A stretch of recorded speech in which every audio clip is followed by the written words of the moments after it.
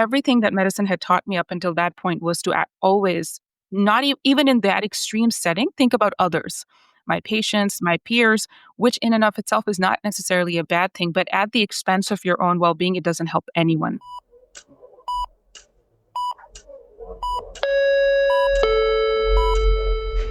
Paging Dr. Cook. Paging Dr. Cook. Dr. Cook, you're wanted in the OR. Dr. Cook, you're wanted in the OR.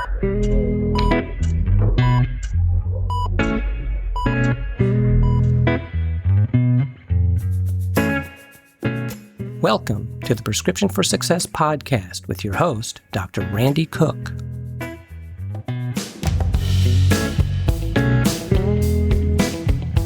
Hello, everyone, and welcome to Prescription for Success. I'm Dr. Randy Cook, your host for the podcast, which is a production of MD Coaches, providing leadership and executive coaching for physicians by physicians to overcome burnout, transition your career, develop as a leader, or whatever your goal might be. Visit MD Coaches on the web at mymdcoaches.com because you're not in this alone. My guest today is a board-certified internist and geriatrician, as well as a wife, a mother, and a certified life coach. How she keeps all that together is a great story. So let's hear my conversation with Dr. Amna Shabbir. I am really looking forward to my conversation today with Dr. Amna Shabbir, and just so much looking forward to this conversation, lots of territory to cover. So, Amna, first of all, welcome to the show, and thank you so much for being on Prescriptions for Success. It's an honor to be here. Well, you're very kind. And as we always do, I like to begin at the beginning, as they said in Alice in Wonderland, and that is talk a little bit about your early life and influences that might have led you to pick a career in medicine. I believe I'm correct that you grew up in Pakistan? Yes, that's correct. It's been an interesting journey. I would say that in the start, I was sort of told that's what you do. You become a doctor. And when I was born in a dual physician household, I felt like the MD was stabbed on my forehead right from birth. And I had a little bit of a rebellion during this time. Why medicine? Why do I need to do this? Till I had my own health challenges happen. I was in my teenage years, and at that time when I saw on the other side of the exam table, I felt like I didn't have enough hope for something I was going through at that time. My physician was so kind, so compassionate. The treatment that I went with them for like a year and a half helped me so much. I said, actually, it's not that bad. It sounds like a good idea. And that's really what propelled me. Yeah, that was my beginning, where I would say I started really thinking very seriously about medicine. But I am a South Asian female. Yeah, my mom said, you're going to become a doctor, and then you can do whatever else you want to do in life. And you actually did your medical school training in Pakistan, is that correct? Yes, I went to the Aga Khan University. You want to talk a little bit about how that's different, if at all, from U.S.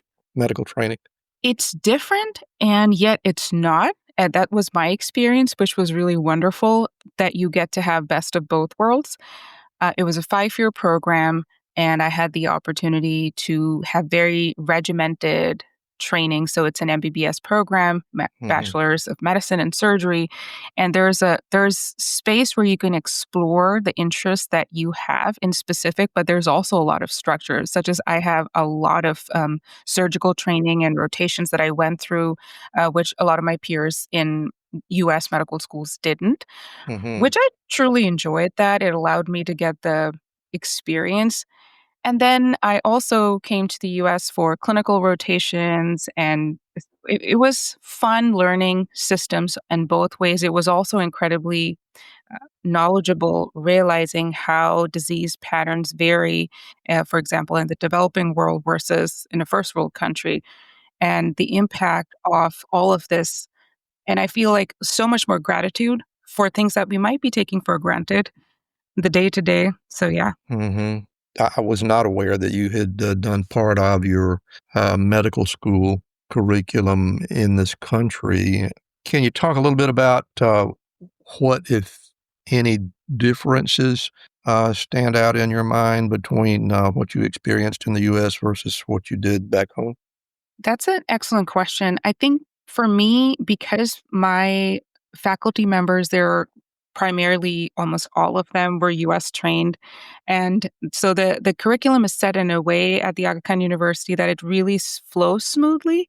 So I didn't have, I mean, people ask me all this time, like, did you have culture shock when you came for your rotations to Mm-hmm. US or something like that? I didn't feel that way. It's just different because you get to be exposed to all these illnesses that a lot of times you just won't get to see in the US, for example. Right. I've seen adult patients with tetralogy and you're doing physical exam on actual humans where you over here it might just be a case. So I felt like clinically I was way more in the trenches in that way.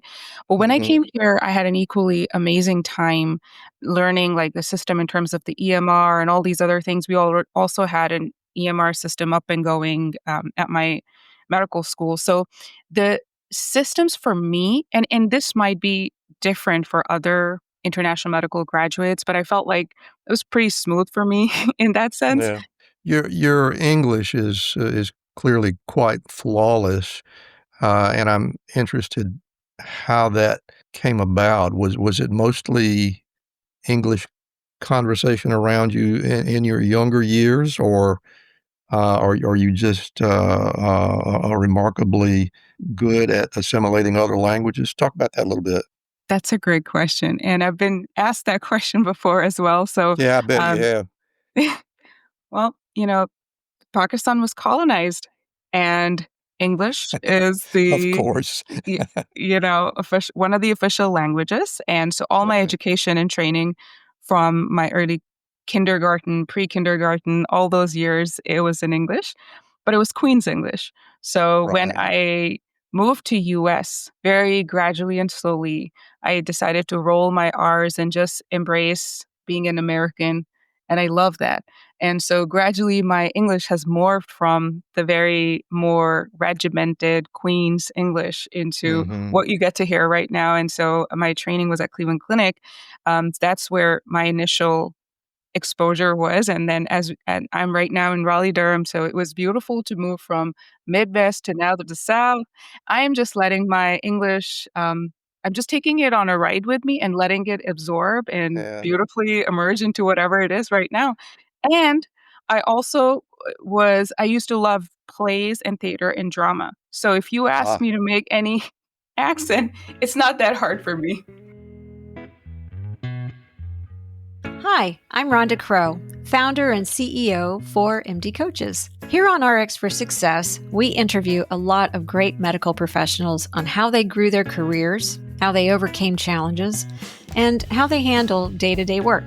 I really hope you're getting a lot of great information.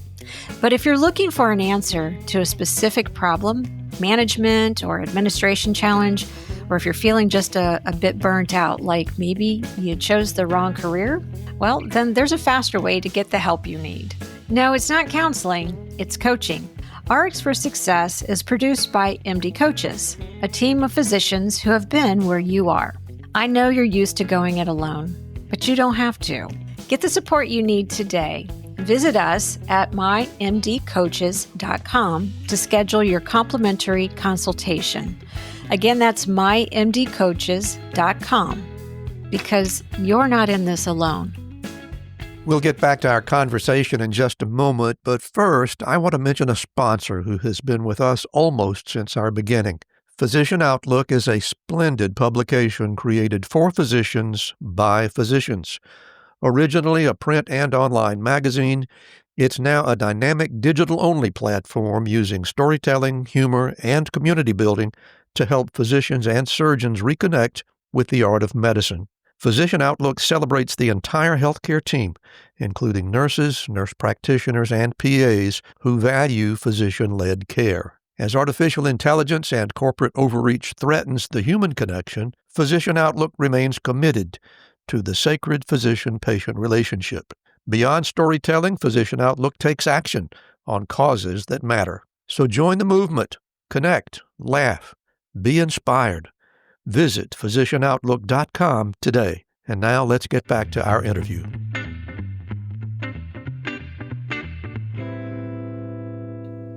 Let's move things along. You decided to do your residency training in the U.S. Tell us what that was like. It was one of the most rigorous and amazing experiences of my life. I knew I was always going to come to US for postgraduate education. I knew that in medical school, and that resolve just strengthened. And I got to experience it at the Cleveland Clinic with one of the best program directors that has ever been. And so in a world where we talk a lot about things that go wrong during medical training and residency, I had the fortunate experience of being in a place where I was nurtured and cared for, and where I actually had health challenges pop up during residency, but I was completely supported by my program director. Shout out to Dr. Abby Spencer if she's listening. She's amazing.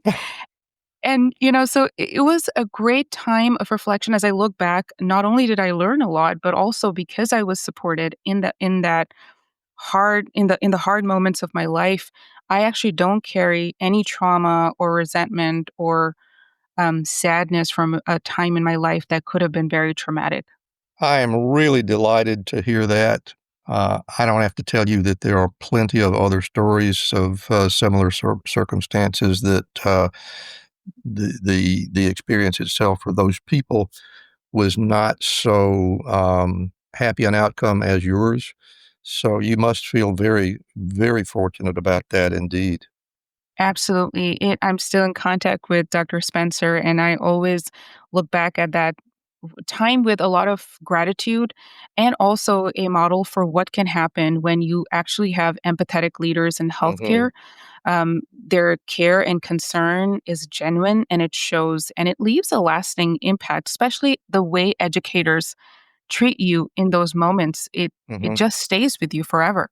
Yeah, and I'm wondering if that was something that just happened to be unique about the place where you were training, or if there is a shift underway in the U.S. And I know you're a little bit young to be having a scholastic opinion about this, but for example, during the time that I was doing my training, back at about the time they invented fire, um, when you went to the hospital daily, you expected that you were likely to be embarrassed and diminished. You accepted that as a part of the process. We were told it would make us better physicians.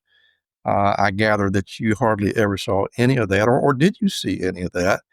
And are you even aware that such a method of training ever existed? I am absolutely aware. I was exposed to it during parts of, I would say, medical school training, as well as despite things being great overall, like despite all things considered, I would say. And as well as in residency, I was exposed to those toxic micro pockets or in micro environments, I would say. Uh-huh. But the tone is very different when the person on the top has your back, when your program director has your back. And so it's really hard to separate the shaming and the guilt. I mean, for me, I would say it started maybe in the crib. Like, this is what you do. This is medicine. You show up. Yeah. You show up, you suck it up, and you keep doing your work. That's what you do. And on top of that, being a woman, yeah, you really don't show anything. Like you're supposed to smile and accommodate and just work with whatever you can do, right? So I had those moments during residency as well. And even if people were not overtly toxic, the way you say certain things and the way you show up and the way honestly some of our attendings treat their own selves, right? So Yeah. if they're not setting boundaries, if they're not really taking care of their own well-being, the trickle down effects are there.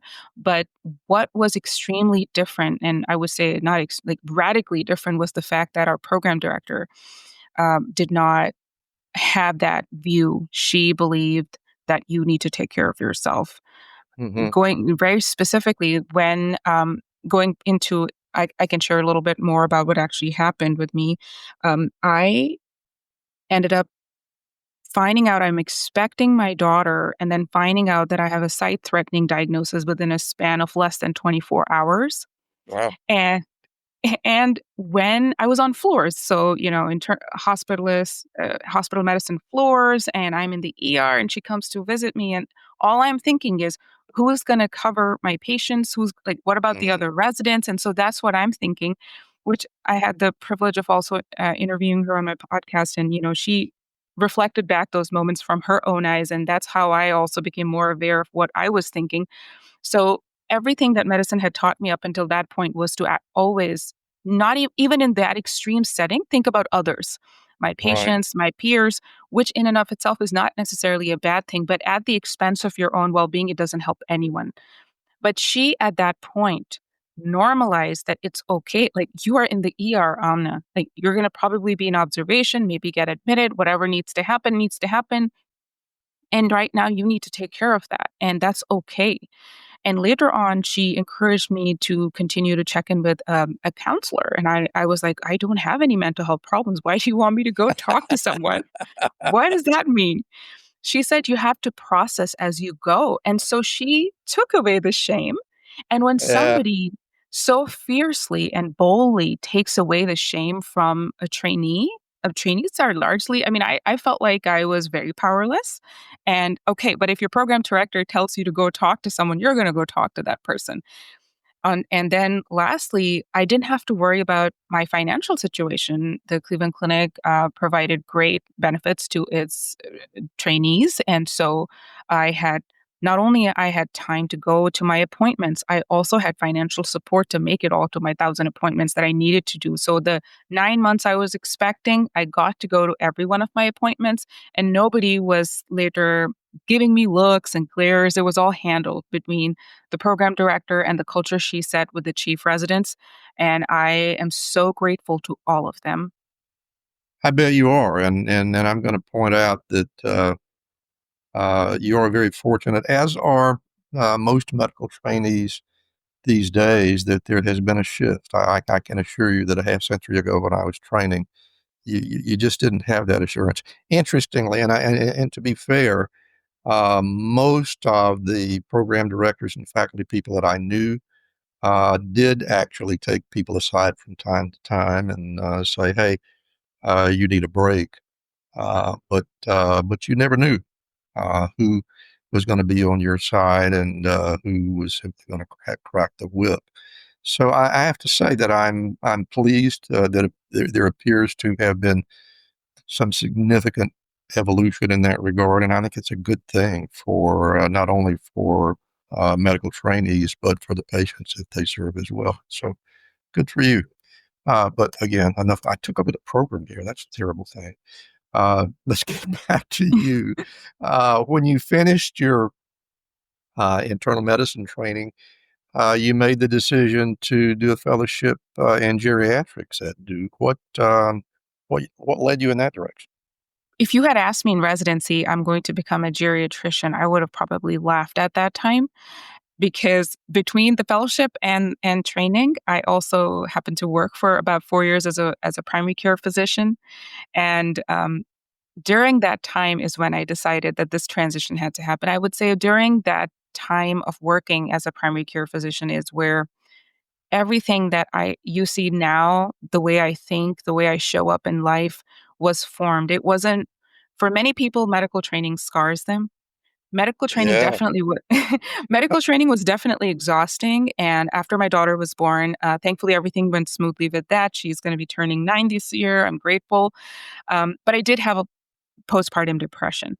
So fast forward, anyways, start working as an early career physician. I'm a young attending. That is where I realized, wow, I knew I was going to practice primary care. I was in the primary care track, but I didn't know how hard the hard was actually going to be and what it would require to meet.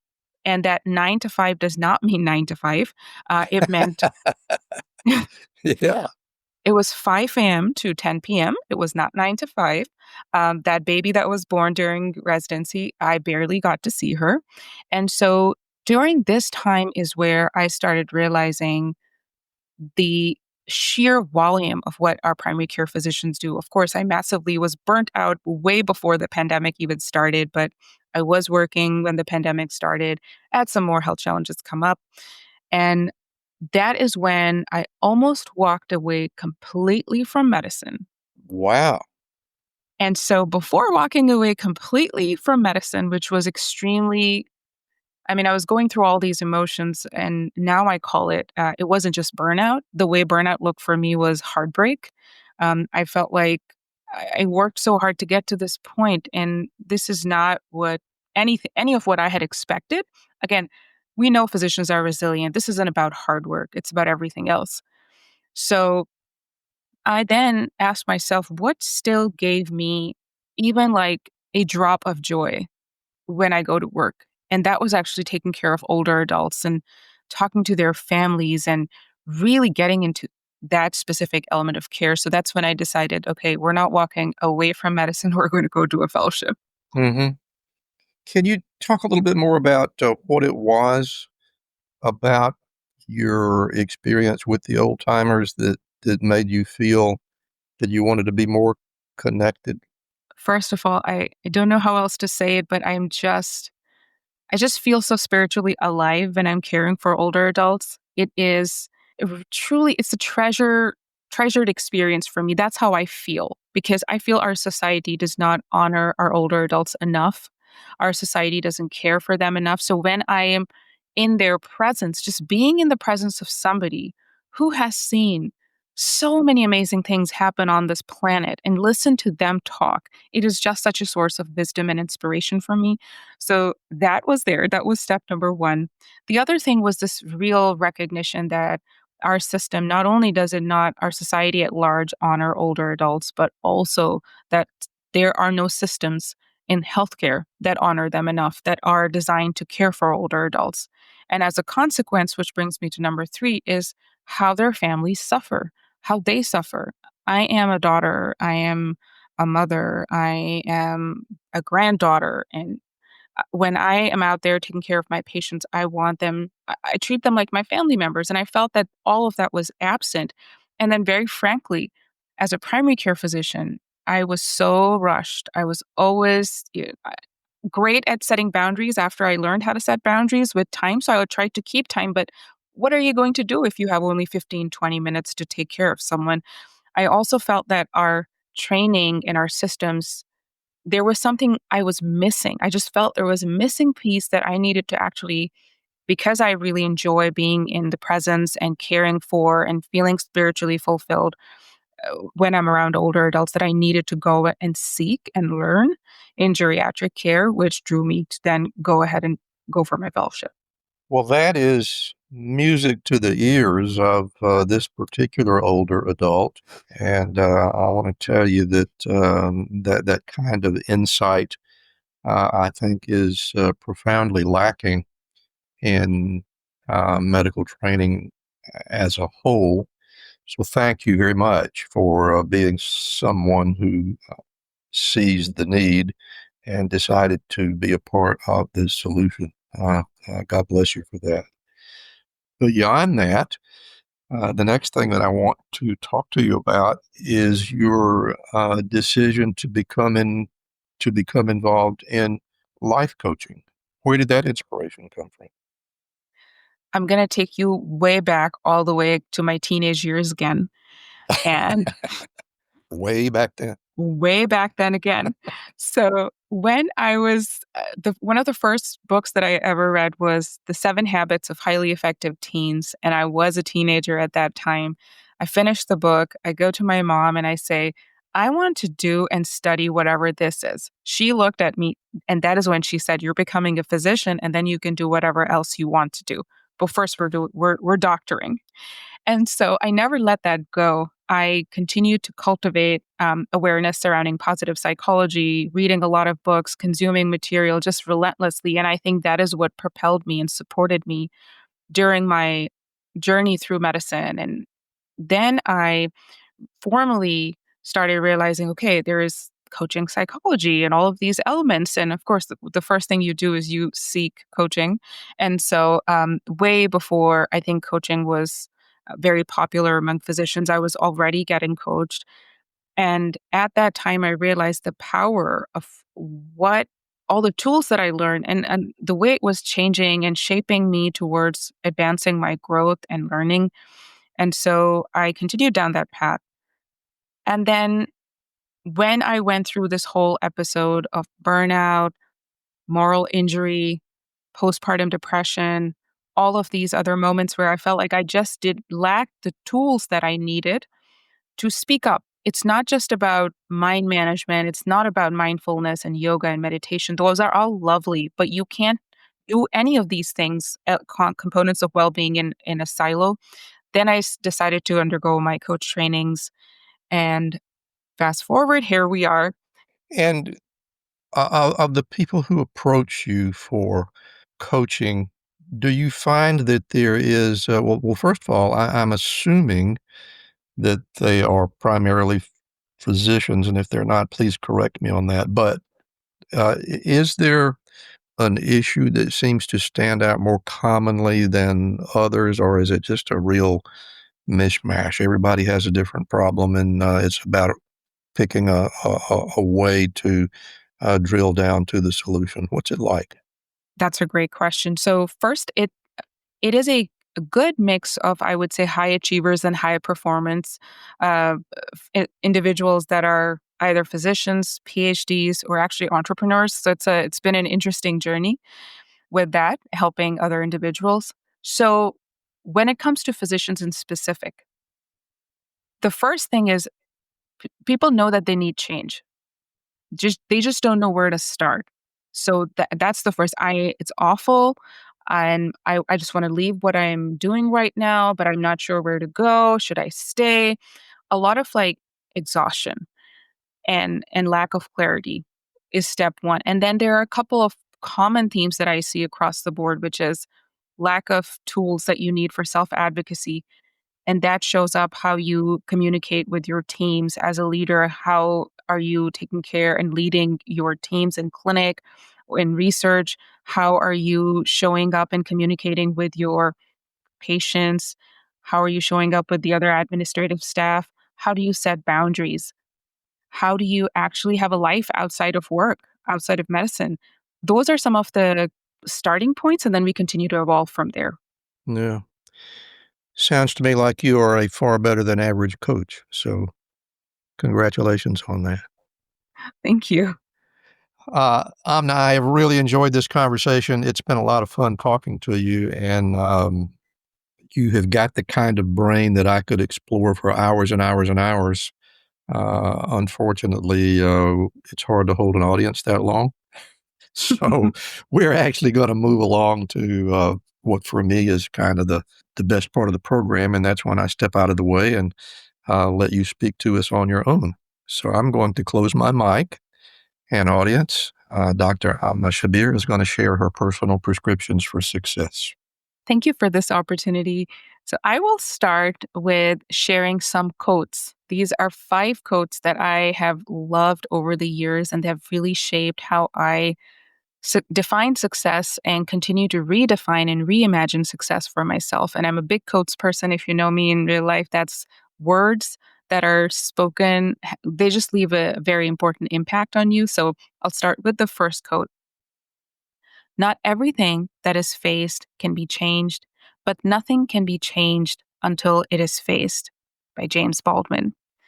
So we have to see, how can we face the facts? Your growth begins when you start seeing reality for what it is, clearly and courageously. So instead of hiding, doing a fact check has always been so helpful to me. Whatever is happening in this moment, what are the facts here?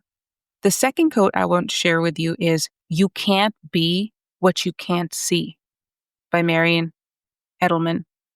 Our vision matters. And I, for the longest time, could see what I wanted in life, but I needed other humans to help me dream bigger, because when all you see is people who are overworked and exhausted and miserable, you start to think like that's what I have to be as well.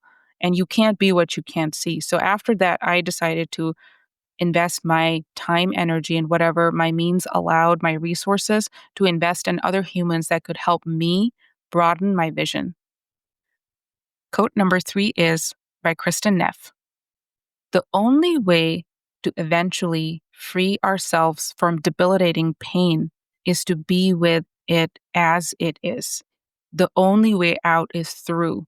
So a lot of times what we want is we want to push through our pain, whatever that is, physical or mental.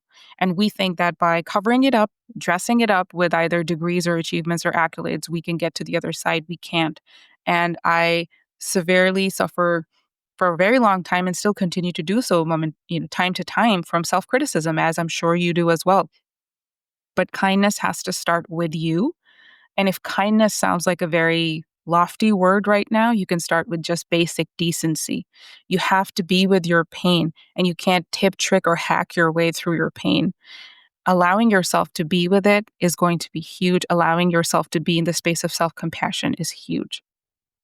Quote number 4 is by Henry Van Dyke. Use what talent you possess. The woods would be very silent if no birds sang except those that sang best. You have to release your grip on perfectionism. Your voice matters. And even if the things that you're trying to accomplish right now, they don't seem perfect or whatever, wherever you are right now, it doesn't have to be perfect. Release your grip with rigidity, holding on tightly to these preconceived notions, and move forward.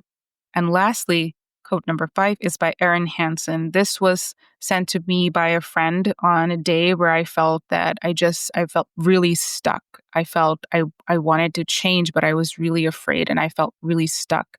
There is freedom waiting for you on the breezes of the sky. And you ask, what if I fall? Oh, but my darling, what if you fly? You don't need all the answers before you leap. That's why it's called leap of faith.